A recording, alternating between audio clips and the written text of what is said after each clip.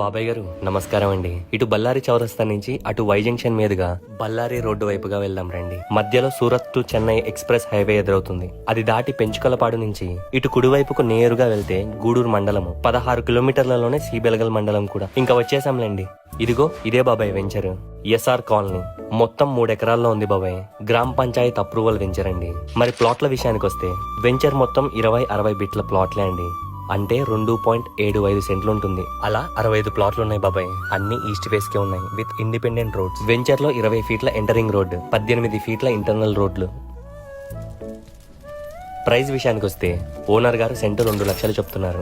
బేరం ఆడదాంలే, ఆలోచించి కబురెట్టండి. సరేనా మరి, ఉంటాను. బాబాయ్ గారు నమస్కారం అండి. ఇటు బళ్ళారి చౌరస్తా నుంచి అటు వై జంక్షన్ మీదుగా బళ్ళారి రోడ్డు వైపుగా వెళ్దాం రండి. మధ్యలో Surat to Chennai express highway ఎదురవుతుంది. అది దాటి పెంచుకలపాడు నుంచి ఇటు కుడివైపుకు నేరుగా వెళ్తే గూడూరు మండలము 16 కిలోమీటర్లలోనే సీబెలగల్ మండలం కూడా. ఇంకా వచ్చేసాంలేండి.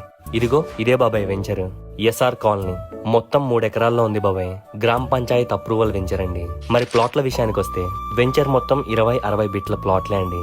అంటే 2.75 సెంట్లు ఉంటుంది. అలా 65 ప్లాట్లు ఉన్నాయి బాబాయ్. అన్ని ఈస్ట్ ఫేస్ కే ఉన్నాయి విత్ ఇండిపెండెంట్ రోడ్స్. వెంచర్ లో 20 ఫీట్ల ఎంటరింగ్ రోడ్డు, 18 ఫీట్ల ఇంటర్నల్ రోడ్లు.